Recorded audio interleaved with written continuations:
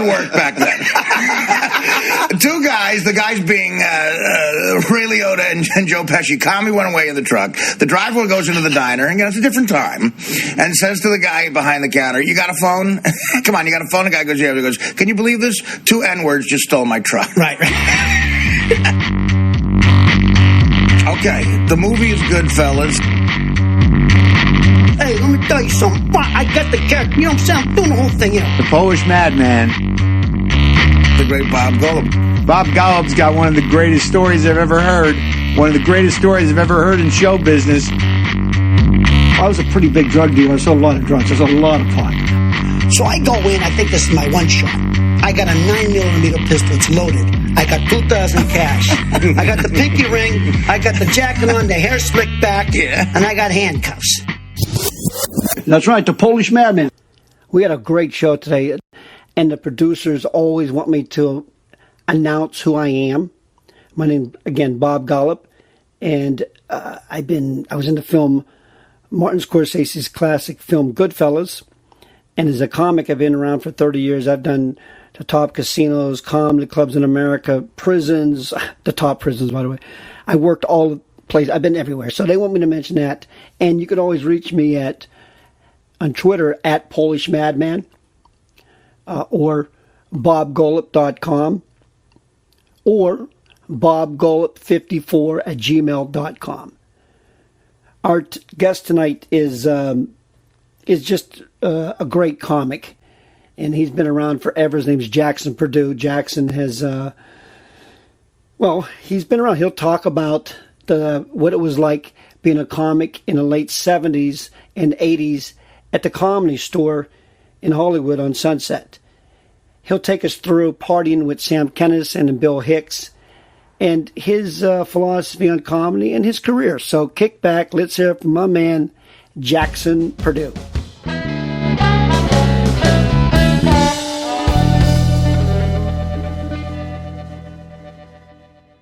What nationality are you? My mom's Japanese. My dad's a white redneck from Arkansas. No, how'd that happen? Military? World War II, baby. Yeah. My dad was in Japan, stationed in Japan with the Navy. Met my mom. As I said, my ex told me he was Bob Hope. A couple of Hershey bars later, here I am. So your mom's pure Japanese. Yeah, right. So do you do one of those Asian tours?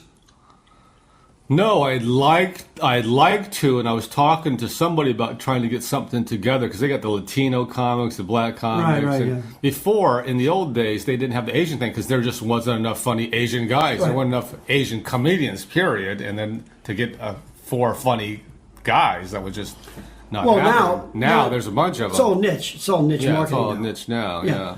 So tell me. So you're there. I came out here in 1980.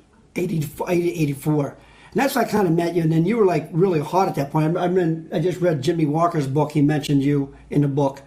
So tell me about, do you remember Bill Hicks? Yeah, of course I remember. I'm in Bill Hicks's book too, as a matter of fact. Is that right?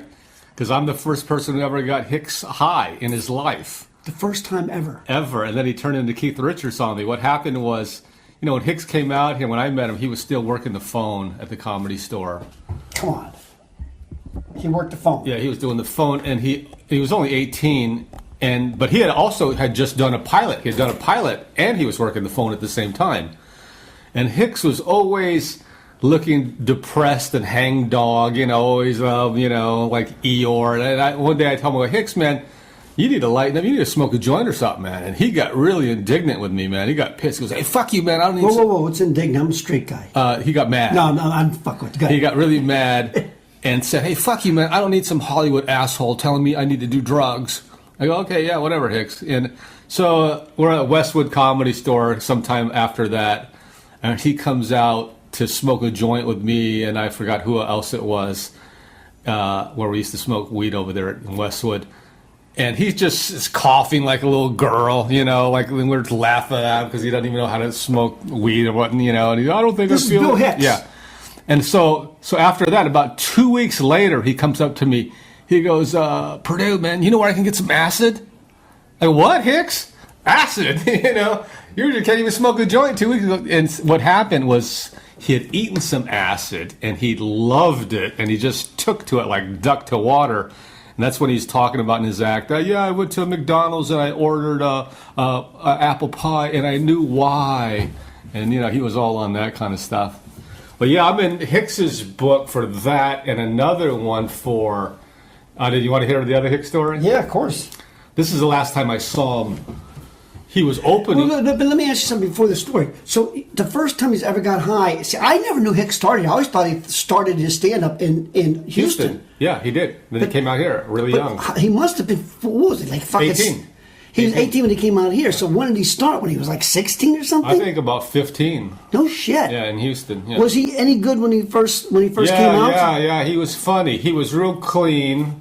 He was clean and funny and not controversial. I personally think he was heavily influenced by Sam. He started doing Sam later on. Sam Kinison. Yeah. So when he came out here, so he had an act already.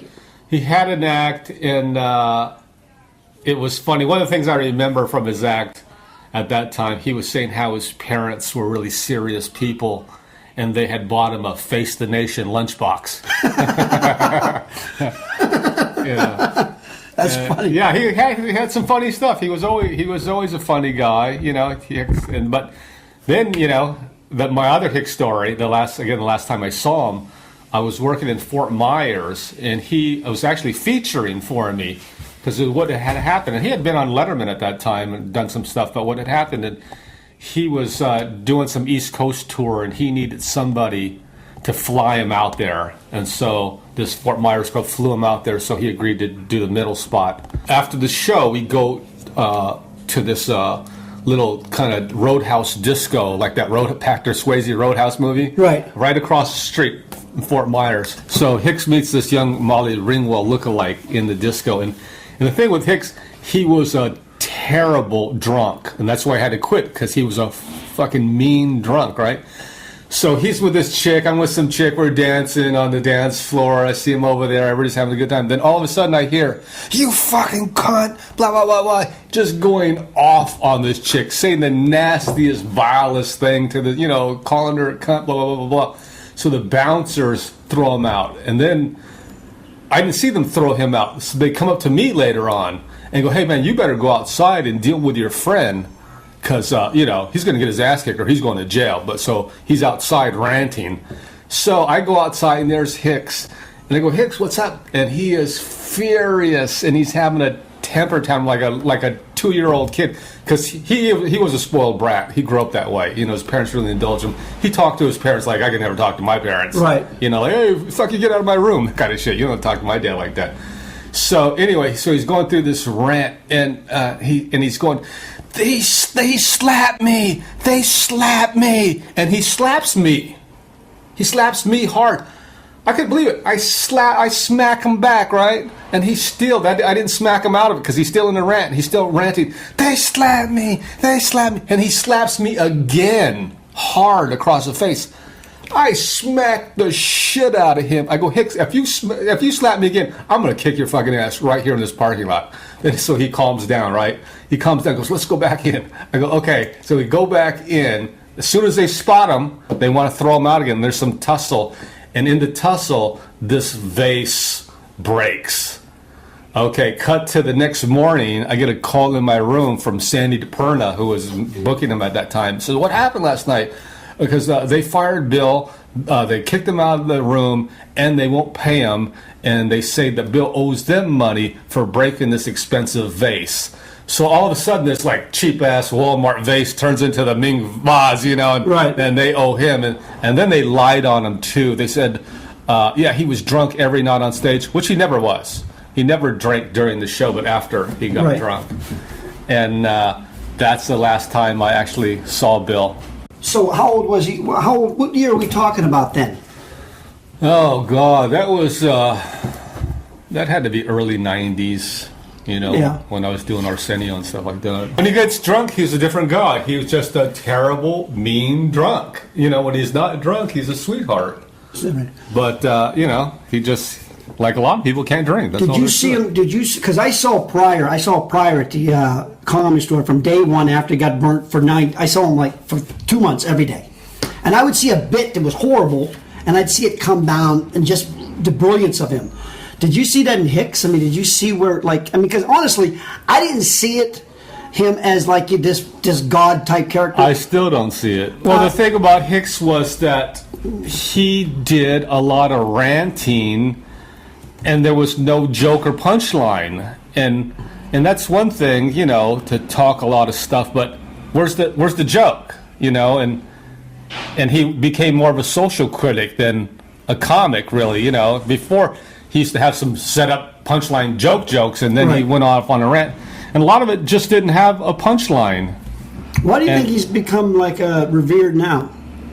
I don't know, but I'm surprised, and I've talked to some people who, you know, from my era who know him, and we're all kind of surprised. I would put Sam ahead of him. Like I said, I think that he was derivative of Sam later on when he started wearing the long coat, and you know, and Sam wore the long coats, and then he did the devil sound, you know, that all came from Sam, and I thought that Sam was more original, but you know, they were just a different kind of guy. Bill was sort of an intellectual, social critic kind of guy, you know. Well, I got to tell you, I mean, I honestly, I listen to some now. His material, I thought he was pretty good. I thought he's great. I'm not saying that he's not. Now, you know, there's that saying that Dennis Leary took the smoking thing from him. So what is Dennis Leary, a derivative of Sam Kinison? I don't know about this. You know, I don't know the whole Dennis Leary smoking thing. You know, they both smoke cigarettes, and they kind of had an attitude with their cigarettes. But also, Dice Clay had his lighting his cigarette thing too. Yeah, but he's a piece of shit. He's just straight up. He's a straight out fucking thief that stole those rhymes from. Well, he wasn't a. He was more of a character than, you know, a comic. But I don't know Dennis Leary, but I from what I saw, that Dennis Leary was all attitude and no material. You know, it was just all attitude. He really, if you looked at his stuff on paper, you know, you wouldn't laugh at all. You know, but he was one of those 100% attitude guys, and he's gone a long way. Well, that's the thing about fame. You never know. You know, Paul Mooney used to say, any number can win. It's like Vegas. Any number can win. You never know who's going to be who. Like, even when you look in the NFL draft and you see some quarterbacks who are drafted, you know, way down, and they become Dan Marino or whoever, you know. And then you got the busts that are, you know, number one Heisman Trophy pick, and, you know, they go nowhere, you know. So you could never tell who's going to end up where. You were a comedy store guy. You didn't work the improv, right? No, how I worked the improv was from that Jimmy Walker story in his book, What Happened. I was getting a lot of spots at the Comedy Store. That time you either had to work one or the other. So what happened was Mitzi quit giving me spots for some reason. And so I had a meeting with her, and she said, yeah, meet me for dinner. And we had dinner across the street from the Comedy Store, when she had a Thai restaurant over there for a second. I remember that. That's when she was dating Danny Stone. I remember that. Yeah, and so I go over to dinner with her. I said, so yeah, Mitzi, so what's up with that, you know? She goes, you know why you can't give me any more spots? It's because it's your aura. It's aqua. I said, excuse me? She goes, yeah, honey, your aura is aqua, and it needs to be a light powder blue. And let me tell you, when she told me that, I'm not kidding you, I was seriously considering grabbing her by the fucking neck and just choking her out. And I thought about the consequences. What if she like tapping out? She like yeah, she tapped out. And I was thinking of the consequences. I said, let me see. What if I did that? What would happen? I go, I would be a hero at the Improv. I know I get spots over there every fucking day, you know. But I know Mitzi so well that I knew what the deal was. But what the fuck does that mean? It does. So here's what happened. So she tells me. I said, well, what should I do about that, Mitzi? Because I had decided not to choke her out. I know her. If you just tell her your shit and agree with her, it'll be over. Right. If you put up a stink about it, then you're fucked. You know, if you just agree with her, she'll be over it, and then she'd be on to fucking with somebody else. So I said, okay, Mitzi, I'm glad you brought that up. You know, yeah, how could I work on that? She goes, I don't know, honey, but you know, when you're on the stage, and she's gesturing. She goes, you know, when you're on the stage, you know, think about the sky, and maybe you should wear a blue shirt and some crystals, And then the ultimate insult, and she said, and then you should start watching Tamayo, because Tamayo really delivers the mail. And I was thinking, yeah, Tamayo should be delivering some mail, okay? Isn't Tamayo the one who used to bang Kinison? Yeah, she was Kinison's girl. Yeah. And she's a friend of mine to this day. She hasn't done stand-up for a long time. Right. But so when Mitzi told me that, well, that's how I started working the improv, because I started thinking, shit, I can't work for this crazy woman. So I went over to the improv, and I had gone over there. You know, I had what year is this now? Early 90s. Yeah, early 90s. So Bud, you know, he likes people to defect, you know. And so he said, yeah. You know, so he gave me spots. So I started working both clubs, and Mitzi didn't say anything. So at one time, and then the Laugh Factory opened up. And so at one time, I was one of the few guys in town who was working all three clubs at one time. So you think... So you saw Bill Hicks. Did you see him at least grow? I mean, did you think he was a good comic? I thought he was a great comic, and I always thought he was funny. But Hicks grew. His growth was he went from the clean comic that was, you know, because he was 15 when he started. You know, you're not talking a lot of shit when you're 15. My kid's 15. Was just but they have no life experience. They can't. What are they going to talk about? So he talked about what he knew about being in school. He did the spit about how. He tipped some kid over in the chair or something, and the kid was paralyzed for life, or, you know, the school stuff that was funny. And so he went from the clean comic, then when he started doing drugs, and then I think when he started doing mushrooms, that really opened him up, which mushrooms does. And then he just expanded. As he grew as a human being, he grew up as a comic. And that's what I tell comics now. You know, if you want to grow as a comic, grow as a human being. You know, if you want to be a good comic, be a good human being, you know, just grow, and you got more shit to talk about, you know? So, like that. So, as he grew up as a man, he grew up as a comic, and, you know. So, when do you remember Kinison when he first came out? I remember Sam. That's the thing about being around so long. I remember everybody's first day in school. And I remember Sam came out when he had met Argus in Houston. And that's when Sam still dressed with a suit and tie, real conservative, like a preacher. He was still more of a preacher. And Sam was always a clothes horse, loved to dress. So he had his suit and tie on, his short hair, and he couldn't get on. And that's when he was known as the Screamer. And, you know, I always liked him. But I spoke at Sam's memorial when he died at the Comedy Store. And this is a story I told when I worked with him in La Jolla Comedy Store, and nobody knew him then. You know, again, he was a screamer. He had emptied out the room. There were more people in the lobby demanding their money back. The only people that were still in the room were people who were in the front row that Sam had held hostage by screaming, ah, ah, and they were too fucking frightened to get up, right? And so the next day, and I'm thinking about this guy. That was a Friday. I'm thinking, gee, what's this guy going to do tomorrow? You know, but how did he get down there? I mean, in order to get down to La Brea, Mitzi must have liked him. Oh, Mitzi liked him. Mitzi liked him. And so, yeah, he was managing Westwood at the time, I think. I remember that. Yeah, him and Carl were running the stage in Westwood. So, you know, the next day I wondered, gee, what's this guy going to do? Because that's all he has, you know. Because, you know, a lot of comics, they do a new joke. They doesn't work. They never do that shit again. So the next day he comes in, does the same shit, same result, but this time some woman, it got on the news, some woman was so pissed at what he said, she came up on the stage and jumped on his back, and then her boyfriend came up on stage, and there was a big tussle on the stage, and it turned out that couple were professors at the USD or San Diego State, or, you know, the local university down there, and it was a big hassle.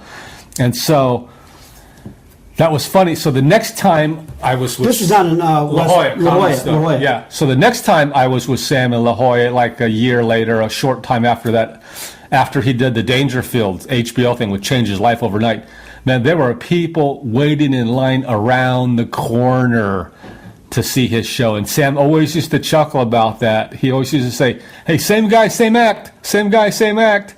You know, because before he got famous, or no, he was doing his shit and didn't change it up at all. One time they hated him, the other time they loved him. But after he did the HBO Rodney thing, he became known from his name. Before that, just people knew him as the Screamer. Hey, is the Screamer here tonight?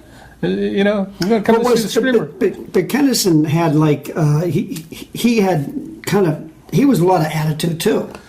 Yeah, but he had some substance, though. He had a lot of material. Well, one joke he used to do was about the kids. You know, the kids are starving. Whoever's shooting that commercial, give the kids some food. Yeah. I mean, stuff like that was really smart. And you know, I look at it now and I go, that was really smart stuff. Well, the thing that impressed me the most when I heard him, and it was his preacher background, when he was talking about that he got his call from his parents saying that they couldn't send him any more money, that he's going to have to take care of himself.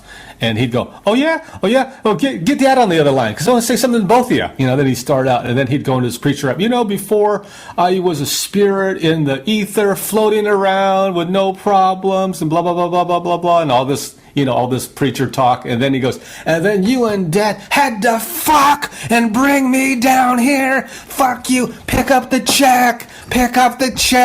You know, and I go, well, this is a different kind of guy. Okay. Right. You know. But was Kinison like that from day one out here? Yeah, pretty much, because he was doing that in Houston. There's some YouTube videos of him in Houston. He was doing that, you know, that starving kid bit, and he was doing that stuff, and it just kind of, you know, expanded a little more. Kinison had some legs underneath him before he came here. Oh yeah, he was a good comic. He was a good comic. He got better, and as he got more stage time, he grew more confident. But in those first days, I remember when, you know, Sam and Carl were both broke as shit. Carl LeBeau. Yeah. Did Carl come with them? Yeah, Carl came with them. I didn't know that. Yeah, they came out. So the whole Houston contingent came out here at one time. There was Sam, Bill, Carl, Jimmy Pineapple, Bill Hicks. Oh, Bill Hicks. Okay. Riley Barber. Everybody that was doing well in that Houston club eventually came out here. Whatever happened to that Pineapple kid? He's still, you know, he had a drinking problem. I heard he got sober, and I hear he's still in Houston, kind of working it out every now and then. I haven't seen him in years and years since I last worked in Houston.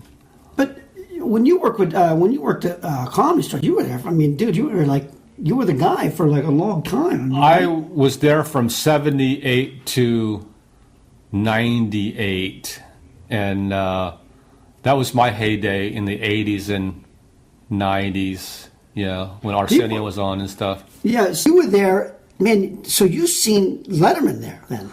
Letterman was just about to do the Tonight Show for the first time, but I remember Letterman there had this real non-approachable vibe, so I never knew him. You know, he had this vibe like, hey, don't come up to me, don't talk to me, you know, and I was just an open mic guy, so I didn't. The first guy that was really nice to me, that was a regular there, was a good comic, was a guy named Tim Thomerson, who later did like B movies and stuff. But Tim he won the first LA comedy competition, but he was a big guy. He was one of the big guns there, and he was from San Diego, so he is a homeboy, so he always was really nice to me.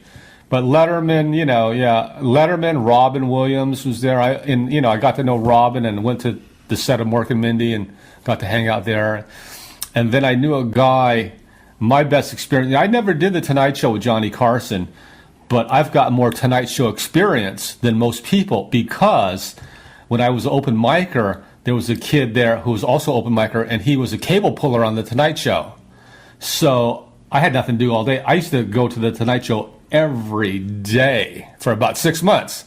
You know, it was just, and I would be backstage. I'd be this close to Johnny right before it went on. You know, nobody ever asked me who I was because I was a young-looking kid, and you know, I looked like I was somebody's kid. They don't want to piss anybody off in case I'm some executive's kid. So nobody said shit to me. I was just telling Eddie Brill this the other day that I had contemplated stealing Johnny's mug. Remember that coffee mug that was on his table with his picture on it? So one day, I'm backstage, and me and the mug are all alone, and I'm not too far away from being a juvenile delinquent that I was. You know, I'm thinking, oh, Jesus, you know, there's that mug. I'm going to take this mug, you know. And I thought about it, but I thought, you know what? I couldn't show it to anybody. And then I could see myself getting kicked out of show business before I even start for stealing Johnny Carson's mug. But now when I see it on YouTube or something, I go, gee, I wonder how much it would be worth on eBay or something like that. Oh, I mean, hey, did you ever talk to him?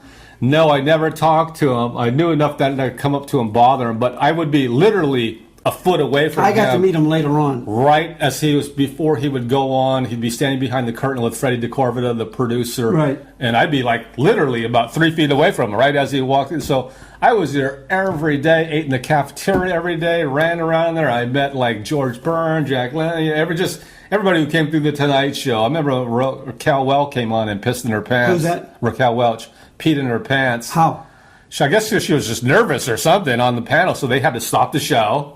Go change her. Those are the pants you should have got. Yeah, so, you had those pants in that coffee cup, man. You're set, right? Well, so that was my Tonight Show experience. But and then this kid, he was such a wacko. He was a Vietnam vet, and they were always trying to fire this guy because he was like Rupert Pupkin, the king of comedy, right? He'd be always approaching people on the show to listen to his crazy 5 minutes on his little recorder. And like Bill Cosby had like a restraining order against him on the show. Keep that kid away from me. Keep that kid away from me. So they always tried to fire him, but they couldn't because the union was too strong.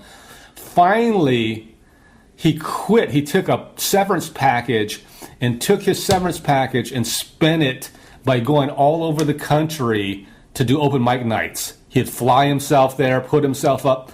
Before the last time I saw him, he was homeless. And I haven't seen the guy in over 25 years. So Jeez. I'm sure he's in prison now. Because he was a nut.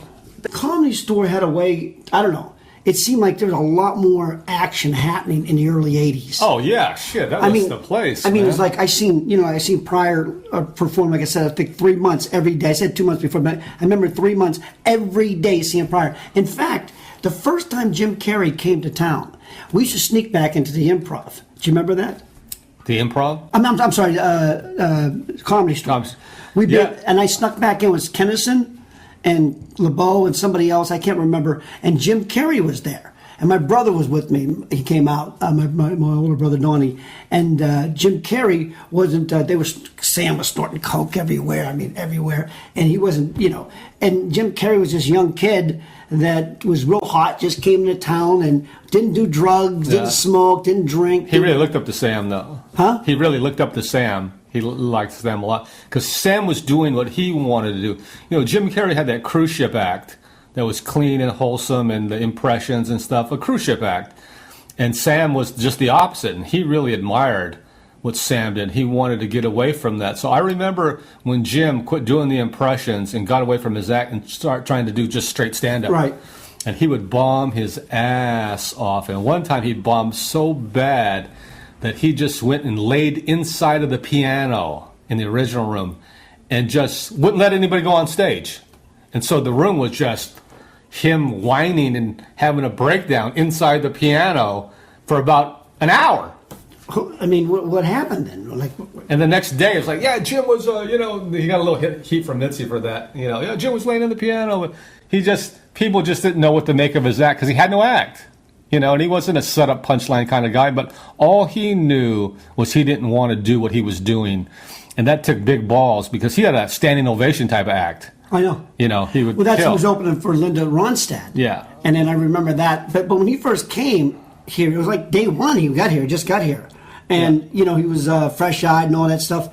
And then but his act was really good, he had been good in Canada before he came here. Yeah, he was on the verge of popping, and he was the big news because he would kill. He would kill. Killing every time doesn't really necessarily mean anything. Doesn't, unfortunately, people have to find a niche from you. Like some people don't kill and get a break, like Janine Garofalo. I've never seen her have a good set in her life. But you know what? The deal is, it's not the laughter that I've come to learn, and it's not even the jokes. Talent buyers are looking for your personality and character. You can have great jokes on paper, but people don't remember the jokes. They just remember how you made them feel, So they go, I could do something with that character. With me, I had good sets, and I had that really long hair, and every industry person I talked to said the same thing to me. We think you're great, but, we don't know what to do with you. We don't know what we do with you. And I saw one manager one time, he told me, we looked at you, we think you're great, but, you remind us of Barbra Streisand. I go, yeah? How do you figure that? Well, when she first started, she was great, but nobody knew what to do with her. And that's what we think about you. We think you're great, but we have no idea what we do with you. And so, okay, well, thanks. And The first time Dave Chappelle was ever on paid weekend was with me. He was nervous. He was sweating. I still got it on tape down in D.C. at the place called Garvin's. I remember Garvin's. Harry, yeah. And Don Siegel, came later. But that's when Don was there. And, he was good. And I liked him. And he's this young kid. So we see these people come up. And, of course, he turned out to be a really good comic. He's a great comic. He was a great comic. I mean, he wasn't just attitude. He had great material. He had great material. He had stage presence, confidence. He had it all. He had all the tools. Right. Just like, there's some YouTube videos of Cosby on the Jack Parr show when he's 22 or something. He's still a student at Temple University. Man, this guy comes out there so confident, like he's about 45 years old, and has been doing it 30 years. I know guys doing it 30 years don't have that confidence, and some guys just got it. Like Eddie Murphy, was great at that 22, and just, I think Eddie Murphy's the most talented comic ever, even more so than Pryor. Wow. How's that possible? Because he's a triple threat, he is a great stand-up comic. He's a great actor. Has all these tools. He's a great mimic. Right. Impressionists, voices, all this stuff. Pryor can't do that stuff. That's true. By the way, Eddie Murphy got his break when Charlie Barnett couldn't read. I know, and when I met Charlie, was a friend of mine, and how I met Charlie. Well, we should tell him what happened. I mean, do you know what happened, right? Of course. Yeah. I was going to write a movie about Charlie Barnett. I started doing the research on it, but yeah, Charlie and I got Charlie's last gig before he died. Oh, is that right? In Florida. Yeah, and he died. It was like $1,000.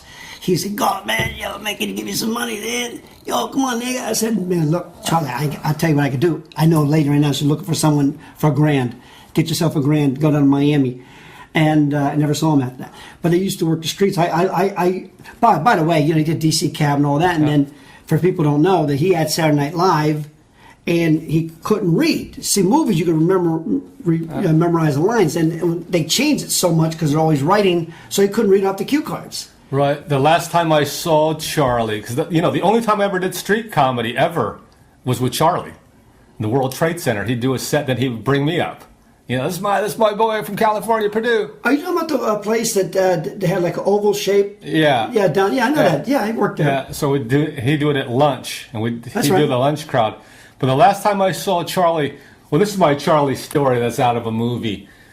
I met Charlie when I went there with Paul Rodriguez, what I told you earlier. And Paul kind of bailed on me and I never saw him. And I met Charlie. So Charlie and I hung out all the time. And at that time, I was living at the YMCA on 9th, 33rd and 9th. It was also an NYU dorm. And I was running out of money. So Charlie said, "Hey, man, you could live with me, cool, man. You could come to my place." But he kept telling me how dirty it was. "Man, it's really dirty. It's really dirty." And I'm like, "Cool, Charlie, I'm a slob. It's no problem." And he just kept on mentioning it to the point where I go, "Charlie, I got it. It's fucking dirty. I'm a slob. Don't worry about it." So I pack up all my shit. We go to his place. He lives over on Christopher Street in a place out of a fucking Midnight Cowboy type movie, the type where you got to give your money and the guy gives you the key to the room through a wire case. We go up to his room. I'm dragging my trunk behind me. He opens the door. It looks like he opened the door to an alley. I mean, I've seen alleys cleaner than his fucking room, all right? The rats were running in there. He was on a first name basis with the rats.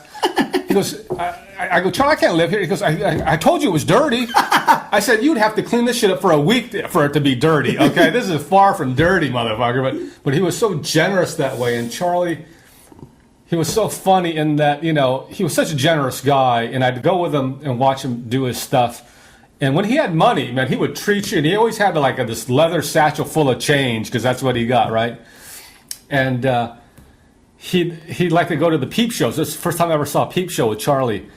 And I saw one. I couldn't watch that shit. It's just too dehumanizing for me, So I said, "Look, I'll be in the video arcade and, we'll meet after you do your shit, And so when I was leaving New York, it was too cold for me. I'm from Southern California. I'd never been in weather that cold. So this January came by. Man, it was like a record low in New York where the subway had stopped running because the liquid had frozen there, right? And so Charlie, and we would walk up to the comic strip from the Village because we didn't have cab fare, You know, we're just poor, walking all the way uptown and be freezing. We'd be fucking freezing. And I had this big winter coat that I bought to bring out there. Charlie just had this little hoodie. That's all he had. And he was like Ratso Rizzo. He'd be walking next to me. And I told him, Charlie, when I leave here, I'm giving you this shit, you know, this coat and shit. I never want to wear this shit again. So this is a scene out of a movie. When I'm leaving, I'm on the train. He's on the platform. I'm peeling off the clothes. Right. As, you know, I'm taking off the scarf. Here, Charlie, putting on the glove. He's putting the shit on, you know. And, you know, and I see it, Charlie, and maybe I see him in California sometime. And he walks off, he's got all my clothes on, right? The next time I see him, he calls me up. He's got a suite at the Sheraton Universal and a per diem, because he had signed a multi-picture deal after DC Cab, and then he did those Miami Vices. So he was great in Miami Vice. Yeah, so Noogie, the Noog Man. And so he got this deal. So he goes, Perdue, get me some blow. And let's help me read this script. And he was always a generous guy, you know. And get some blow for you. Don't be getting into my shit. Get some for you. Get some for me. And we'll do it all nighter and like that. And that's the last time I saw him. Wow, that was in the '80s then. Might have been the '80s. Yeah, it was a long time ago. Yeah, it had to be the '80s. Yeah. You know, back to Eddie Murphy. You know, he is brilliant. I don't know if I disagree. I think his stand-up. If you're talking about an all-around threat, yes. Yeah, I'm just talking about like a 5-tool baseball player, right, you know, right, pitch, catch, throw. Right. You know, and then he got it so early. You know, Pryor wasn't that good of a comic early on. Right. He spent years. I mean, Murphy was good almost right off the bat. Well, Eddie Murphy was also doing improv when he was 14, 15 in Long Island with Bob Woods. Yeah. And Bob, the guy who became Bob, Nelson. Bob Nelson. Yeah. In fact, the routine that he does in his act about Ralph Cramden, that was Bob Woods. Oh, is that right? Yeah, that was Bobby Woods' piece. At that time, early in the '80s, that was a fun place to hang out. That was the most fun place to hang out of all time, you know, and it's so funny. How many celebrities you've seen come through that? I mean, you've seen everyone. Oh, especially when Pryor was there, you know, I mean, they would all come out. Yeah, it was and then I met a whole bunch of people from when Sam got hot, you know. He introduced me to, like, Bob Seger and Paul Simon, you know, all these people that came through there. Yeah, it was... They became fans of his, huh? Yeah, they were big fans of his, yeah, and they all came out, and, you know, Billy Idol and all these people, and, you know, that's when cocaine was just rampant, and, you know... Did Kinison ever take that place where they tied up the women, like it was like a sex place, wasn't far from the Comedy Store? I went there one time with him, me and Frankie Bastille. Remember Frankie? Frankie Bastille, wow. And we went there, and it was like, cost $100 in. The guy let us come in for free. And it was different rooms, and they were doing sex things. It was crazy. It was like S&B, and, you know, it was the craziest thing. And because we were in his room, Kinison was some other room. I'm there with Frankie Bastille. We're sitting there, and there's this guy, he got a thing in his mouth, this thing wrapped around his balls, this woman spanking him, and Bastille lights up a cigarette, and the girl sits next to him. She goes, "That smoke's bothering me." Bastille says, "Wait a minute, this guy's getting dry ice up his ass. He's got things wrapped around his balls, and the smoke's bothering you." Right. But those were the days of hanging out at the Comedy Store, though. You know, there was always a party going on. There's always something going on. Was you partying then? Yeah, you know, I almost OD'd with Sam, and that's my cocaine story with Sam. One time this is when the movie Live and Die in L.A. came out, and Sam, love that film. Yeah, Sam had a theme for our coke session. He goes, "This is about partners," and Carl was there, and partners got to watch each other's back, and that's how the guy got killed in the movie. His partner didn't watch his back or whatever. And so we're snorting this blow all night, and then every time we're about to run out, and I'd be thinking, "Oh, great, you know, good, let's run out." Right. Sam would pull fucking something else out of his sock or his ass or something. "Oh, how about this?" And I swear, I remember sitting at that table with him, and I was thinking, you know what? If I snort one more line, I am going to die right here. So I went and lay down on the couch, and Sam looks over at me and he goes, "All right, Perdue, I still respect you." You know, which I thought was really funny. I go, Right. Okay. I respect you the fact you didn't die, you know. So you did a lot of drugs back then, I did. Well, I did my share of cocaine that came through the. You know, I'm glad I survived the cocaine '80s. But I always said, the hippest thing is to be a survivor, to be around to tell the stories like we are now when the rest of them are all dead and gone. Right. That's the hippest thing to me. And as far as success goes, I've never had a show or this or made a lot of money and I've had to redefine success for me. First when you come here, success is, getting your own show and getting a lot of money. Then you're successful.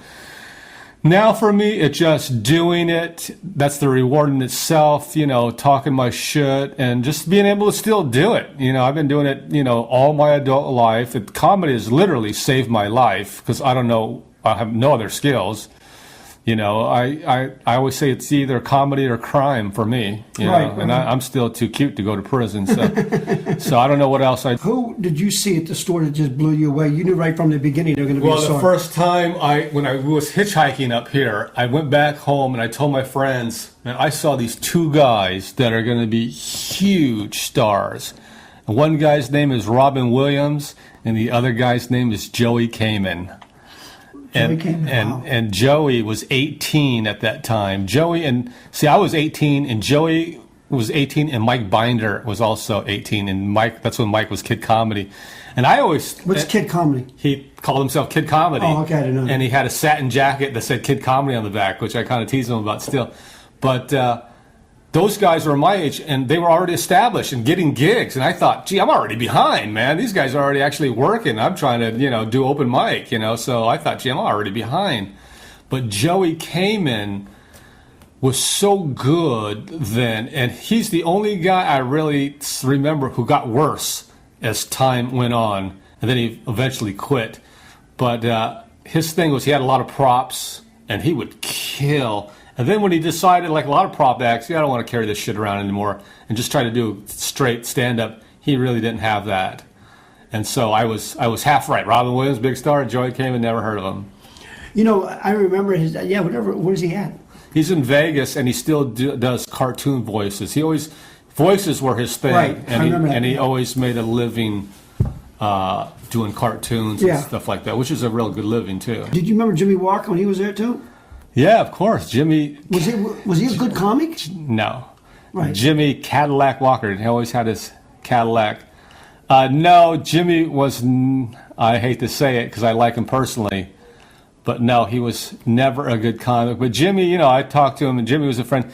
He told me how he got good times. He started out young, and he just like Shirley Hemphill got that show What's Happening when Norman Lear saw her at after midnight at the Comedy Store, and there were 5 people in the crowd, and she used to walk from downtown or some shit like that. And the same with Jimmy. He told me that he got seen on the Merv Griffin show. He did one spot on Merv Griffin, and everything's timing in this business. They got to be looking for you. Yeah, I'm looking for a skinny black guy, and boom. By the way, Orientals are big right now, so it might be your shot. Well, I'm only half, so, I'm going to get half a shot. But you never know. Like, I always say I would have bet my life that I would make it before Pauly Shore. When I was babysitting Pauly when he was 11, I would never thought, this kid's going to make it before me. But, I got to be happy. You think, oh, gee, I didn't get a good break or this, and I've been unlucky, blah, blah, blah. When I think of people like Sam Kinison, Bill, Robin Harris, Bernie Mac, they all got breaks, and they're dead. So would you want to trade places? No. So who was the lucky one? Me or them? Well, when I was thinking about this too, Bernie Mac was 50, but if you look at some of the younger comics, he died in their 30s. I always thought about Kinison was 33. At 33, 34, man, are you serious? I was just seeing this the other day. Bill Hicks, 34. Who else died young like that? Some other comics. Mitch Hedberg died, all in their 30s. All in their 30s. And the weird thing is, it seems like when Kinison, if he had a seatbelt on, he probably would have lived. He probably would have lived if he had a seatbelt on. Yeah. Most likely. But, so the deal is back to, who was lucky. If we had to sit around a table and open up envelopes and go, okay, you want to be famous and dead young, or you want to be happy and healthy and not famous and broke and live a long time? I'll take door number 2 every fucking time. Right. Every time. Because remember, it's hard to perform when you're dead.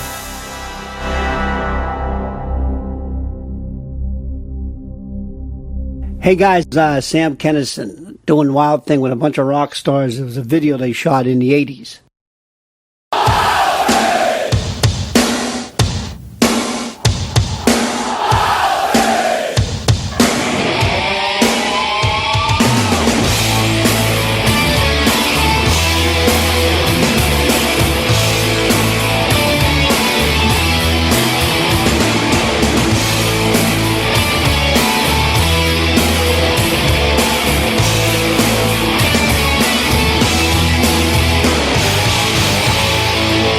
Wild thing, I think you move me.